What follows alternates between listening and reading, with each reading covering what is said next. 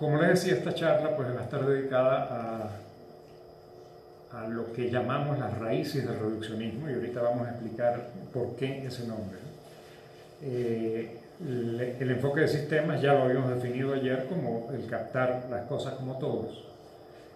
El captar las cosas como todos significa pensarlos como que van más allá, como que trascienden tanto el en sí de cada cosa como la colección de partes. Ahora, por supuesto, pues surge en este caso la pregunta ¿por qué? ¿No? Y también surge la pregunta de por qué el empeño en acceder a esa condición holística. ¿De dónde viene eso?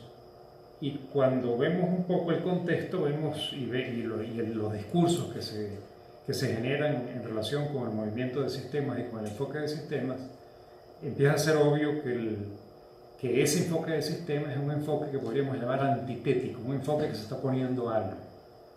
Y a lo que se está oponiendo es precisamente el reduccionismo. Es decir, se está oponiendo a concebir las cosas como si fueran simples conjuntos de partes relacionados entre sí y aislados de cualquier otra cosa, ¿no? Es decir, eso en sí. Y eso da una pista importante para cómo construir un enfoque de sistema, cómo construir una epistemología de sistema. Es decir, que el enfoque de sistema se quiere distinguir de algo. Eso que estoy colocando ahí es enfoque de sistemas distinguiéndose de un fondo. ¿Cuál es el fondo del que se quiere distinguir? Que podríamos pensarlo de otra manera. El enfoque de sistemas está en lucha con algo, contra algo. ¿Qué es ese algo con lo que está en lucha? Pues es el reduccionismo, lo que acabo de decir. El reduccionismo tiene dos formas. Una reducción que es al agregado de partes, que es el que se hacía más obvio dentro del movimiento de sistemas. No estudiar las cosas como si fueran conjuntos de partes, porque los todos no son simplemente suma de partes. Pero hay otra que tal vez más importante y que contiene la anterior, que es la reducción al fenómeno. Es decir, la reducción a la cosa en sí. La reducción, como dice ahí, pues al en sí del fenómeno.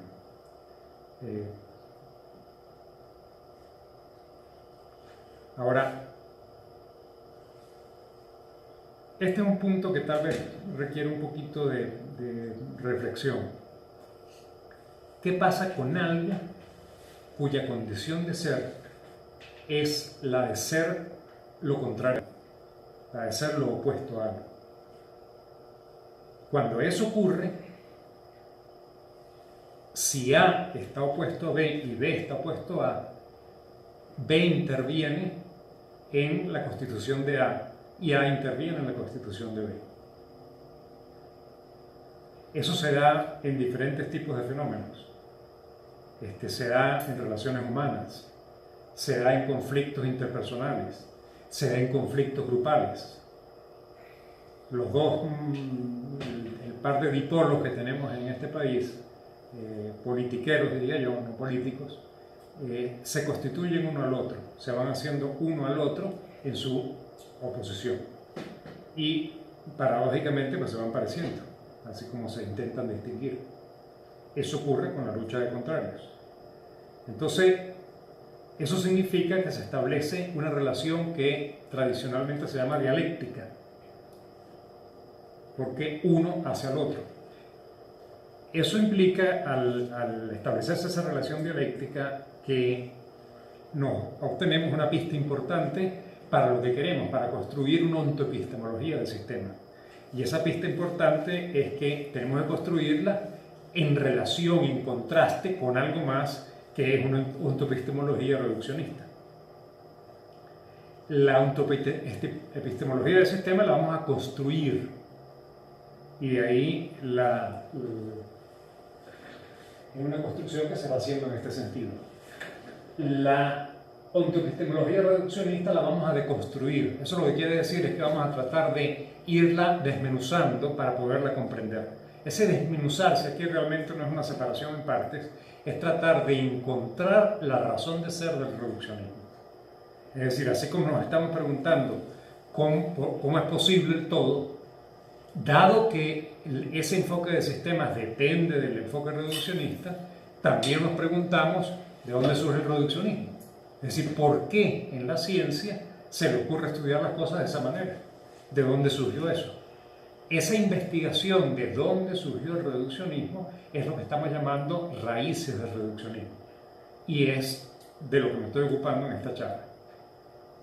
Entonces, lo que voy a contar es la investigación, muy brevemente por supuesto, que dio lugar a la comprensión de esto. Es decir, es una deconstrucción de esto que me está dando cuenta del reduccionismo, de manera tal que obtenga lecciones de allí para poder construir esto. Porque una da lugar a la otra.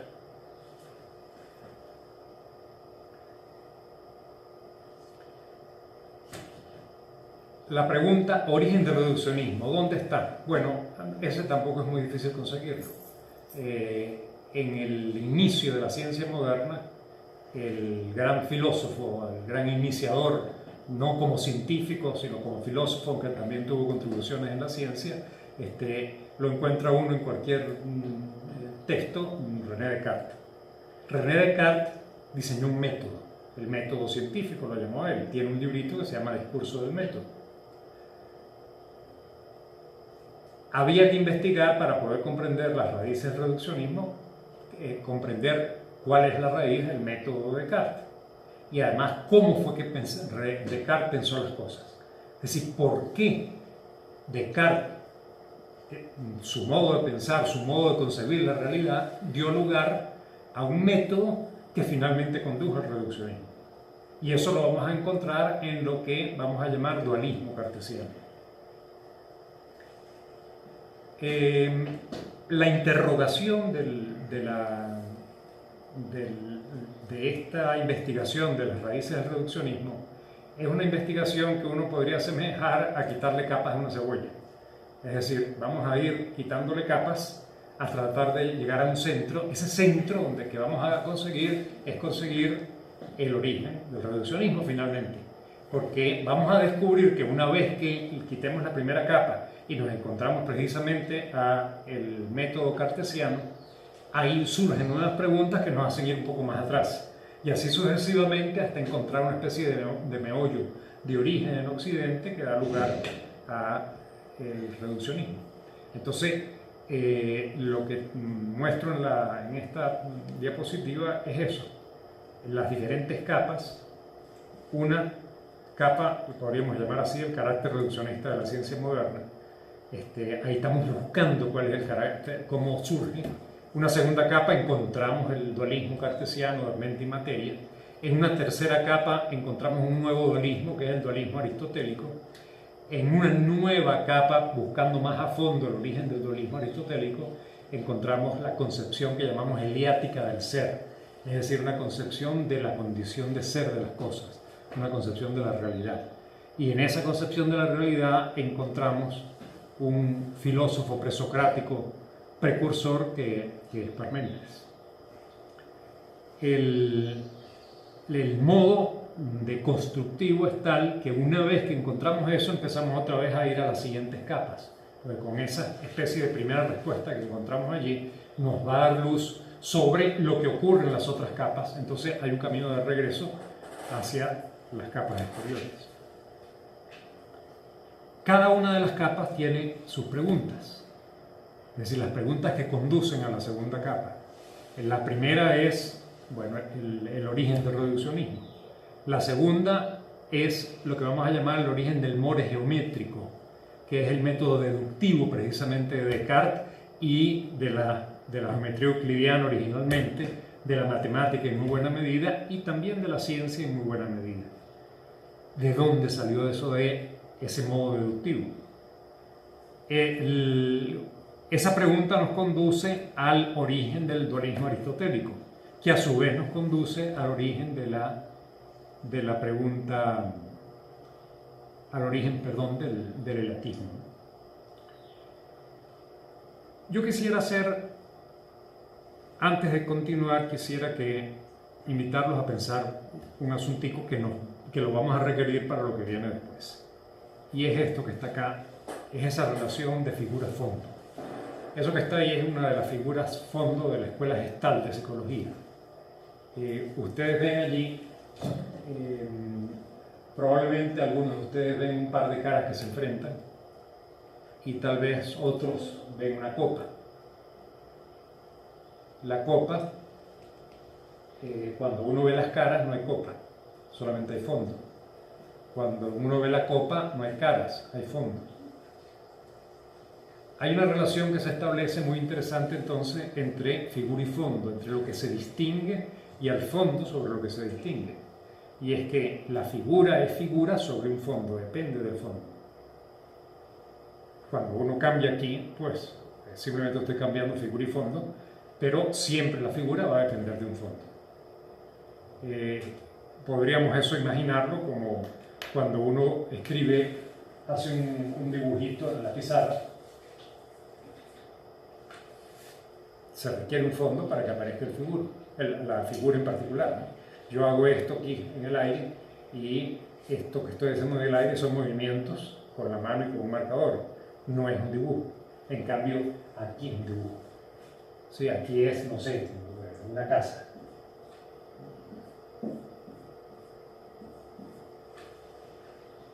Pero aquí no era una casa, aquí era movimientos de brazo. Entonces, la figura requiere un fondo, la distinción requiere un fondo. Y eso, de nuevo, les debe venir a la mente a ustedes lo que hablamos ayer con la charla de Miguel, donde se introdujo la idea del sido siendo. El sido siendo es el fondo. El fondo, cada uno de nosotros llevamos un cierto fondo, un sido siendo, que nos permite distinguir cualquier cosa. ¿Sí? Yo distingo en este momento a Norma Durán y la distingo de una manera diferente de cómo la distingue el joven, porque tenemos conocimiento de ella diferente, tenemos experiencias diferentes. Es decir, el sido siendo de él y el sido siendo mío son diferentes en ese aspecto en relación con Norma. Probablemente no son diferentes en relación con ese archivador. ¿Sí? Tanto él como yo probablemente vemos más o menos lo mismo cuando vemos ese archivador. Sin embargo, posiblemente veamos cosas diferentes si abrimos el archivador, porque tal vez yo tengo una cierta idea de ciertos libros que hay ahí que él no ha visto antes. Entonces, de nuevo, se abre una diferencia. Pero en todo caso, siempre depende del sido siendo. Ahora, lo que me interesa ahorita es que vean la relación de dependencia esencial que hay entre la figura y el fondo, entre la distinción y aquello de lo que se distingue, entre la distinción y el sido siendo que permite la distinción. No hay distinción sin el sido siendo. Y tampoco hay sido siendo particular sin distinción, porque el sido siendo se activa para cada distinción. O sea que el sido siendo, en el momento en que veo Norma, no es exactamente igual al sido siendo cuando veo la pantalla del computador. El sentido entonces de lo que es el caso se da en un contexto de sentido en general, que es el fondo. Eso puede uno representarlo con la figurita. Y ese contexto de sentido, que podría ser en cada caso particular, es una parte, un aspecto del sido siendo del caso, del sido siendo mío, cuando veo a Norma. Es decir, cuando veo a Norma se activa un cierto contexto de sentido, una región del sido siendo, en términos de la cual veo a Norma. Cuando veo a Miguel se activa una región un poquito diferente, también de mi sido siendo, que es un contexto de sentido un poco diferente. Bueno, vamos entonces ahora sí, hecho este paréntesis, vamos a continuar con el cuento de la investigación en los orígenes del reduccionismo. Y vamos a empezar a ver qué pasa en el paso de la primera a la segunda etapa. ¿Recuerdan el dibujito? En esa etapa, la pregunta es cuál es la base entonces ontoepistemológica del reduccionismo, es decir, qué concepción hay de realidad, del ser de las cosas y de conocimiento en el reduccionismo. Y esa pregunta pues conduce a por qué el reduccionismo y el origen del reduccionismo. Eso, como les comentaba hace rato, pues para ello buscamos pistas en el mismo enfoque del sistema, porque el enfoque del sistema se está oponiendo al reduccionismo. En el enfoque del sistema recordamos que lo que estamos llamando un holón, es decir, un todo, es un sentido holístico. El sentido holístico se da con respecto a un contexto de sentido. La condición holística de cualquier cosa que sea el caso, yo pongo lo que sea el caso simplemente como una especie de unidad para decir lo que sea el caso. Es decir, en este momento el caso es, María Eugenia que hizo así. En otro momento el caso es que tengo hambre, y así sucesivamente, lo que sea el caso. Es decir, siempre es una distinción. Entonces, lo que es el caso, en cada caso, valga la redundancia, depende siempre de un contexto de sentido. Ahora, ahí viene lo que trataba de explicar hace un momento con lo de la figura y fondo. Lo que se distingue no puede ser sin el contexto de sentido, y el contexto de sentido no puede ser sin lo que se distingue. Y eso es lo que vamos a llamar lógica de recursividad esencial. Si hay una recursividad, ustedes han oído la palabra en computación, luego que la recursividad en computación no es esencial, este es esencial, porque A no puede ser sin B y B no puede ser sin A. ¿Qué conseguimos en Descartes de entrada? Algo que hace muy famoso Descartes, que es el llamado dualismo cartesiano. Y el dualismo cartesiano lo que significa es la separación en el conocimiento entre el sujeto y el objeto. Descartes pensaba que el sujeto es mente, su sustancia, como decía él, era mental, y el objeto, aquello que se conoce, es corpóreo, es material. Y él decía, entre la sustancia mental y la sustancia material hay una brecha infinita, no hay cómo conectarla. Ahora, ese dualismo, que hace que por un lado esté el sujeto y por el otro lado esté el objeto, hace que se pierda entonces el sentido de las cosas, porque ya vimos que el sentido de las cosas no podemos separar sujeto y objeto. No podemos separar, en términos nuestros, distinción de contexto de sentido. El contexto de sentido es de naturaleza cultural, de naturaleza histórica.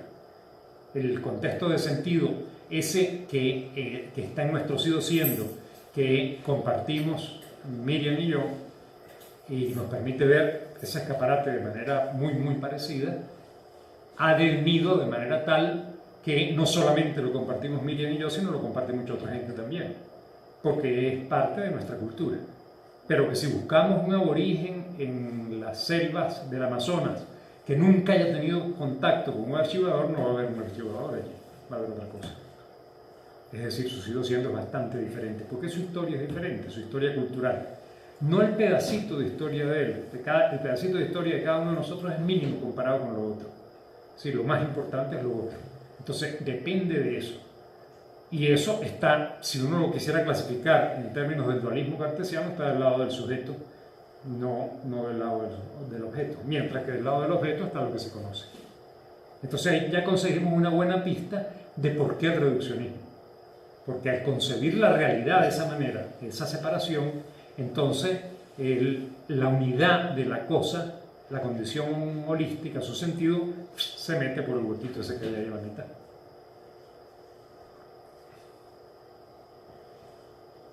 Bueno, lo del origen del reduccionismo, entonces,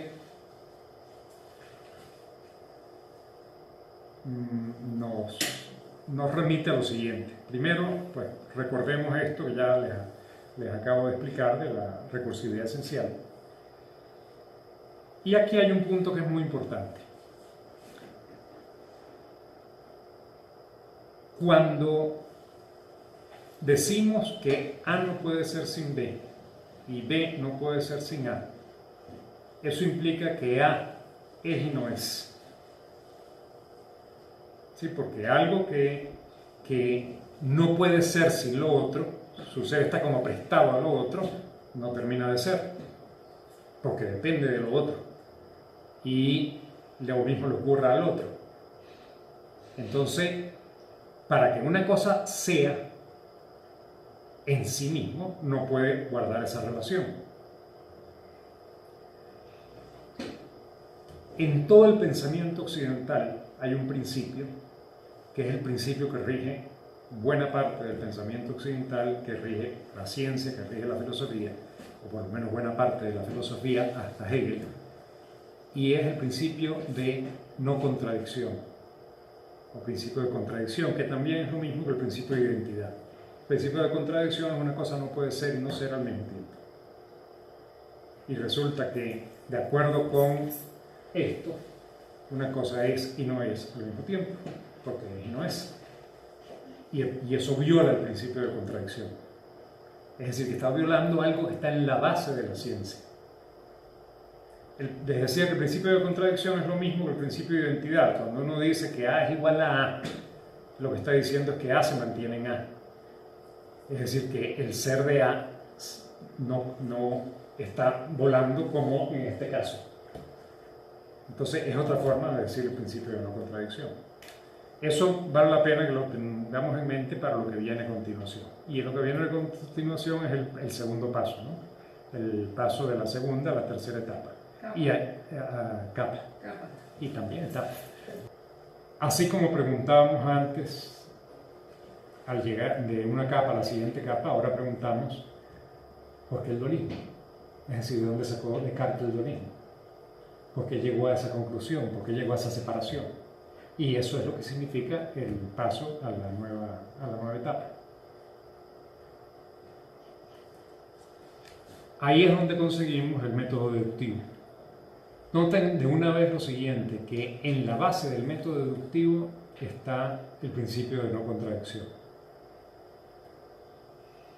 ¿Qué es el método deductivo? Es lo que inventó Euclides, o lo que se hizo patente y sumamente poderoso con la geometría de Euclides. Euclides formuló 4 postulados, y sobre esos postulados construyó toda la geometría. El juego era deducir de los postulados un siguiente conocimiento, de manera tal que no contradijese el anterior. Es decir, que el punto principal era que no hubiese contradicción en la deducción que estaba haciendo. Descartes, que conoció el trabajo de Euclides y que se dio cuenta de lo poderoso que era el método deductivo de Descartes, que es lo que estamos llamando mores geométricos, porque era el nombre que se le daba en ese momento, el nombre latino, dijo, bueno, tenemos que usar para la filosofía, porque Descartes quería instaurar una nueva filosofía y con ella un nuevo método y un nuevo modo de pensar que iba a ser el de la modernidad, tenemos que usar el método deductivo, el método euclidiano. Y para repensar toda la filosofía vamos a pensar el método euclidiano. Y para eso vamos a tratar de buscar un primer axioma. Un axioma del cual pueda estar seguro de manera tal que lo demás se pueda sentar sobre un terreno firme. Porque lo demás es como una especie de edificio que va sobre una base que son los axiomas. Cuando Euclides pensó en sus axiomas, por ejemplo, pensó que por un punto exterior, una recta, solo puede pasar una paralela. Para Euclides eso era evidente, era imposible que no fuera de esa manera. Y así lo fue hasta el siglo XIX. En el siglo XIX empezó a pensarse con Lobachevsky y con Riemann que sí era posible pensar en una geometría que no estuviera basada en el postulado de las paralelas. En el momento de Euclides, en el momento de Descartes y hasta el siglo XIX, se pensaba que los 4 postulados eran obvios, que eran verdades apodícticas, es decir, verdades absolutas. Descartes estaba buscando una verdad absoluta. Y la verdad absoluta que consiguió Descartes es: yo voy a dudar de todo. ¿De qué puedo estar seguro cuando estoy dudando de absolutamente de todo? Para que fuera firme su conocimiento. Dijo, bueno, puedo estar seguro de algo, de que estoy dudando. Para poder dudar de todo tengo que estar dudando. Y cuando dijo, estoy dudando, entonces concluyó, por tanto, yo soy, porque yo estoy dudando, yo soy. Y de ahí dedujo lo demás. Y ahí estuvo el gran paso, y ahí estuvo el gran problema, porque él comenzó de un sujeto sin objeto, y luego dedujo el objeto a partir de la existencia del sujeto. Pero entonces quedaron separados, porque quedaron en 2 puntos del edificio axiomático. Se requería que el sujeto existiera como algo ya en sí, como una cosa que ya existe, para poder pasar a la deducción del objeto. Si nosotros reflexionamos un poquito, resulta que nunca hay sujeto sin objeto. Es decir, cada vez que yo soy volcado hacia algo, aun cuando estoy soñando. Si por casualidad hay alguna cierta intuición de mí mismo, cuando estoy soñando algo. Y en la vida, cuando estoy despierto, pues siempre estoy volcado hacia algo, hacia lo que sea, aunque sea hacia un dolor que no tiene el estómago. pero siempre está volcado hacia algo. O sea que no hay tal cosa como sujeto sin objeto. Y ahí estuvo el gran problema cartesiano. Entonces ahí aprendemos una lección muy importante para la construcción que queremos hacer. No podemos partir de un sujeto, tenemos que partir de la unidad. De la unidad, si lo ponemos en términos de Descartes, la unidad sujeto-objeto. Si lo ponemos en términos nuestros, de la unidad, distinción, fondo, distinción, un contexto de sentido. Bueno, eso es lo que estaba tratando de explicarles ahorita con estas diapositivas que muestro aquí. El axioma es el dudo, por tanto existo, y de ahí proviene la existencia de la materia. Y eso obviamente condiciona el dualismo, como les estaba diciendo en este momento. La idea del more geométrico la puso en práctica Descartes, la puso en práctica Galileo, la puso en práctica Newton y probablemente la generalizó muy claramente unos añitos después Kant. Pensando de nuevo, como lo hizo Descartes, que la filosofía tenía que moverse igual que la ciencia usando el more geométrico. Esta es una cita de Kant donde eso se muestra muy bien y se muestra muy bien en relación con lo que ocurre con la física. Él dice, los primeros científicos modernos aprendieron que la razón solo tiene acceso a lo producido por ella según su propio plan y que no debe dejarse dominar por la naturaleza, sino que debe indicar el camino por sí misma, mediante principios del juzgar basado en leyes fijas, forzando a la naturaleza a dar respuesta a preguntas determinadas por la misma razón. Eso lo que quiere decir es que la ciencia, en particular la física, diseña ciertos entes que tienen propiedades matemáticas, de los cuales puede deducir cosas, y define esos entes. Y esos entes son algo así como testigos de la realidad. Cuando Newton habló de cuerpo, cuando en su primera ley dijo que un cuerpo que se deja libremente se mantendrá en movimiento rectilíneo uniforme, a menos que haya una fuerza que impide ese movimiento rectilíneo uniforme. Con ese principio él estaba definiendo eso que está llamando cuerpo. Hasta ese momento, cuando no es como para nosotros, que nosotros todos pensamos que esto es un cuerpo, que esto es un cuerpo, que esto material que yo tengo es un cuerpo, etc. En aquel momento no había el concepto cuerpo para todo eso. Y el cuerpo es eso que se mantiene en movimiento rectilíneo uniforme, a menos que haya una fuerza que lo detenga.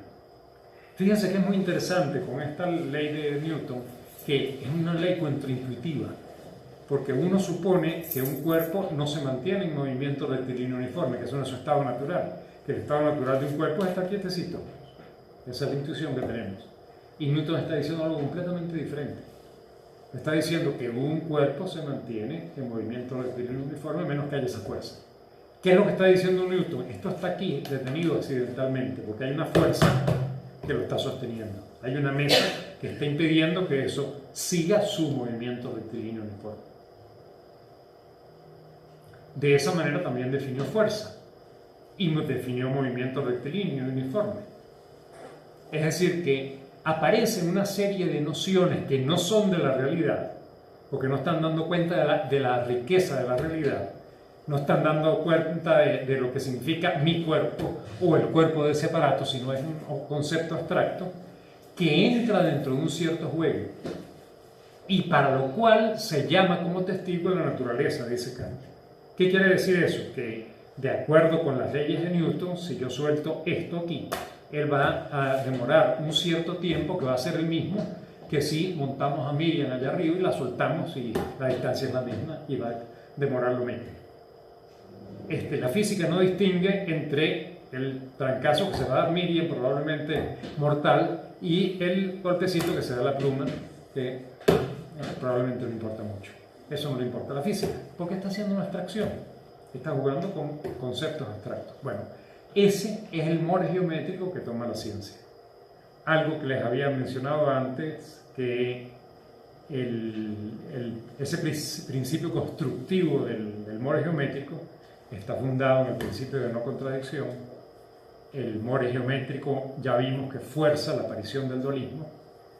A su vez, el principio de no contradicción está en pugna con la recursividad esencial, y la recursividad esencial está en pugna obviamente con el dualismo, porque lo que está diciendo es que están íntimamente vinculadas en una relación recursiva esencial, mientras que en el dualismo están separados. Ya vimos en Descartes qué condicionó el dualismo cartesiano, pero qué había más allá de Descartes, qué había más atrás de Descartes que estuvo actuando sobre el dualismo cartesiano. Y lo que encontramos un poco más atrás es un problema al cual se enfrentó Aristóteles, y es el problema que vamos a llamar de variabilidad de los individuos. Ese problema de variabilidad de los individuos tiene dos aspectos. Un aspecto es el siguiente. Aristóteles notaba que si un árbol se quema, se convierte en algo que no es agua, se convierte en un poco de cenizas. Y que las cosas, cada uno de los entes, de los individuos que hay en la realidad, están en procesos de transformación.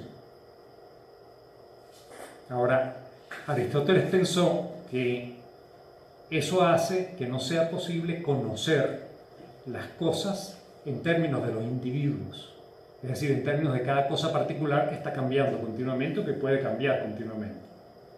Que hay que conocerlo en términos de lo que él en ese momento llama género, es decir, de aquello a lo que pertenece. Que uno no puede conocer a una cosa que está variando todo el tiempo como Miguel Crespo, pero puede conocer al ser humano. Puede conocer, tal vez conocer algo de los mexicanos. Puede conocer cosas que sean genéricas, seres genéricos, no individuos, porque los individuos están variando. Es decir, Aristóteles sentía que para su noción de conocimiento, eso de conocer cosas que están continuamente cambiando no sirve. Es decir, no se puede conocer. Ese es un problema, el problema de la transmutabilidad, que es el que me estoy refiriendo, pero tiene otro problema también, que es el problema de la variedad infinita de individuos. Y es que cuando uno piensa en los diferentes individuos de cada género, de cada especie, encuentra que la variedad es infinita. Que si vemos lo que hay aquí como seres humanos, hay una gran variedad. Y conocer esa variedad es imposible porque es infinita. Entonces, de nuevo, hace falta conocer género, conocer ser humano, no conocer cada una de las personas que son demasiadas o infinitas, no las puedo conocer a todas. El que Aristóteles se planteara las cosas de esa manera revela lo siguiente. Uno, la asociación del ser de las cosas con lo permanente. Es decir, él, por alguna razón, no piensa que el ser de las cosas sea el de eso que está cambiando continuamente, porque se le va. O sea, el ser tiene que ser de algo que es permanente. Y lo otro que revela es que hay un cierto tipo de conocimiento que él está poniendo en práctica, que está condicionando su concepción de la realidad.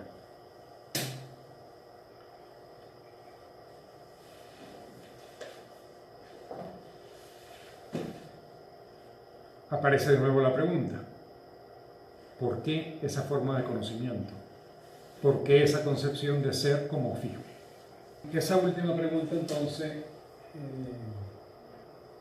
que va a interrogar por el dualismo aristotélico, es decir, ya vimos lo que pareciera estar ahí moviendo el dualismo aristotélico, que es una cierta concepción del ser y una cierta idea de conocimiento, nos lleva entonces finalmente a la última etapa.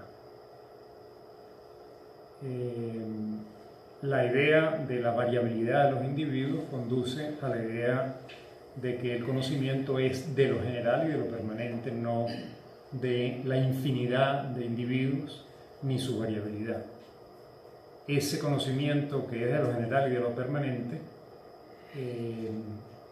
sustenta la idea del conocimiento que va a tener Descartes, que quiere un conocimiento firme, precisamente quiere un conocimiento que se resista a la duda y ese es un conocimiento que sea lo más firme posible, que está construyendo un edificio del conocimiento. Eso se da la mano muy bien con la idea aristotélica. A su vez, la idea de la variabilidad, es decir, la salida que le da al problema de la variabilidad Aristóteles, está muy de acuerdo con el uso del more geométrico y ya vimos que el uso del more geométrico fuerza el dualismo cartesiano y el dualismo aristotélico, del que no he mencionado, ahorita explico, pues es una especie de primera base de lo que va a ser después el dualismo cartesiano. El dualismo aristotélico, eso que está fundando la condición de lo permanente, es que dice, Aristóteles claramente lo dice en su metafísica, tenemos que separar géneros de individuos. Es decir, no pueden ser lo mismo, no podemos mezclarnos con otro y no darnos cuenta de que lo que tenemos que conocer son las cosas en general y no las cosas en particular. Entonces él separa el género, que es el plural en latín de género, lo separa y eso, ahí están los seres, ahí está lo que de verdad es. Y está por otro lado los individuos, que es una cosa ahí cambiante que lo considera como apariencia. Eso, en cierta forma, no es nuevo en Aristóteles, ya tiene su antecesor en Platón, porque Platón considera que hay una especie de mundo firme, que es el mundo de las ideas, que es el mundo de los seres fijos, del cual esto que nosotros vivimos es una proyección solamente. Es decir, hay en algún sitio el mundo de las ideas, el mundo de los seres firmes, y lo que hay aquí son como imágenes, sombras, etcétera, de eso que es lo real, es lo que es. Entonces Aristóteles sigue el camino de su maestro en ese sentido y separa lo real, lo firme, los seres, de lo que es variable, que está por allá. Y eso está en la base del dualismo aristotélico. Les había dicho al comienzo que la investigación del pensamiento aristotélico nos lleva un poco más atrás, y más atrás conseguimos a Parménides. Y en Parménides hay algunos fragmentos que se mantienen. Uno de los fragmentos es este que está acá. Y en ese fragmento, eso se refiere a una diosa que se le aparece y le dice eso en relación con el ser y con el conocimiento. Dice, las únicas que se ofrecen al pensamiento de entre los caminos que reviste la búsqueda son aquella que afirma que el ser es y el no ser no es.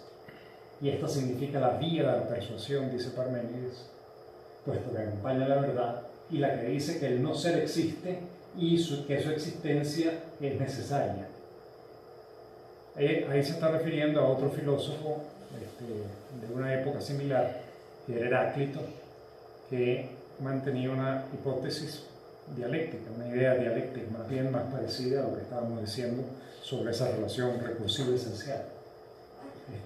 Parménides dice, esa no conduce a nada. Esta no tengo reparo en anunciártelo, resulta en un camino totalmente negado para el conocimiento, porque no podría jamás llegar a conocer el no ser. Cosa imposible, y ni siquiera expresarlo en palabras. Pero hay algo interesante allí, que es eso que está subrayado allá. Ahí dice, esto significa la vía de la persuasión. Y ahí encontramos la clave de qué concepción de conocimiento está jugando un papel importante precisamente en todo lo que hemos dicho hasta ahora. Porque hay un interés en persuadir. ¿Por qué un interés en persuadir? Uno podría imaginar, bueno, yo conozco para yo conocer, para yo buscar la verdad.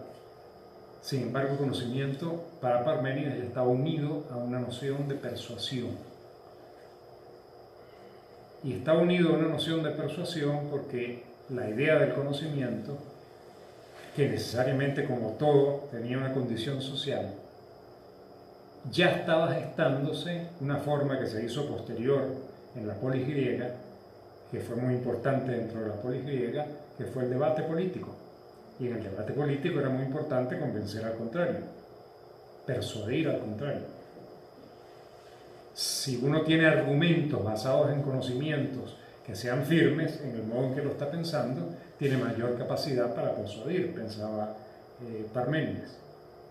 Entonces, la idea de persuadir, el interés en persuadir, está en la base de todo ese edificio que hemos estado rastreando hasta el final, hasta el núcleo eleático. Es eleático porque Parménides era de la escuela de Eleas, por eso se llama pensamiento elático, y lo estamos llamando finalmente ontoepistemología eleática, porque tiene su raíz finalmente en el pensamiento de Parménides.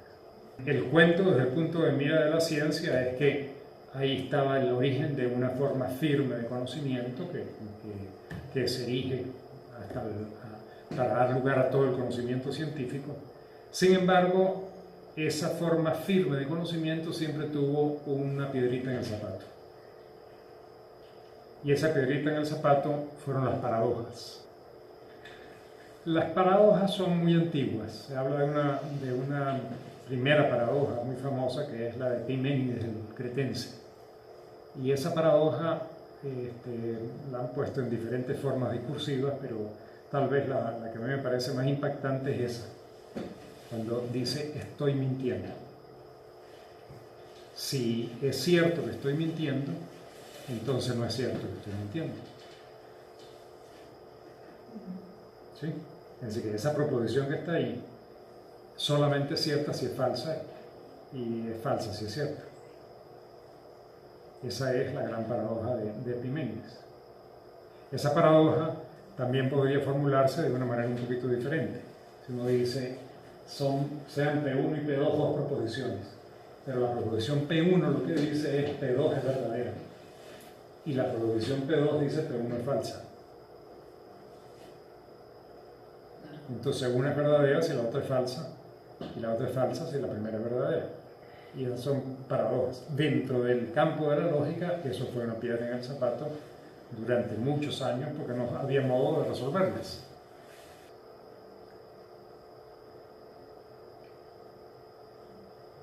Esa imagen que está allí es como una representación pictórica también del pintor holandés Ecker, de esto, ¿no? Que una cosa no puede ser sin la otra. Una mano dibuja la otra. La mano de arriba está siendo dibujada por la mano de abajo, que a su vez está siendo dibujada por la mano de arriba, y así sucesivamente. Eso es lo que hemos visto es otra forma de expresar la recursividad esencial. Después de un tiempo, tratando de mantener el principio de no contradicción en contra de todo esto, es decir, de la recursividad esencial y de las paradojas, que son una forma de recursividad esencial, entonces apareció una obra de Russell y Whitehead,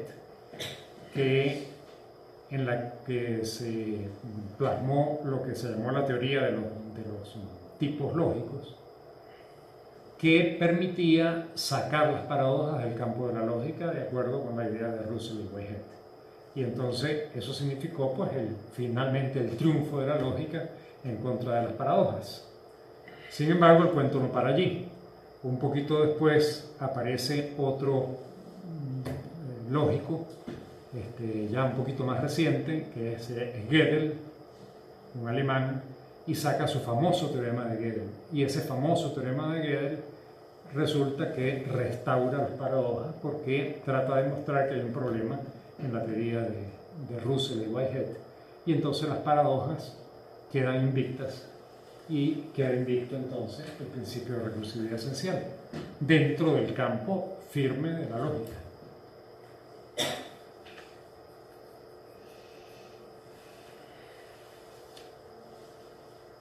Esto nos da la gran pista, la gran base para la construcción de la ontología.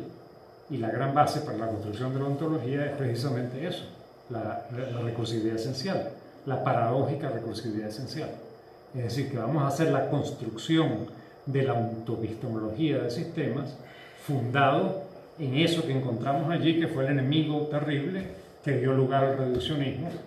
Es decir, el tratar de evitar eso dio lugar al reduccionismo, pero vamos a partir precisamente de la lógica de recursividad esencial, y vamos a mantener la lógica de recursividad esencial en todo el proceso constructivo de la ontoepistemología del enfoque de sistemas. En la siguiente charla, entonces, hablaremos de esa antropistemología que sigue ese camino constructivo. Y colorín colorado que este cuento se acaba.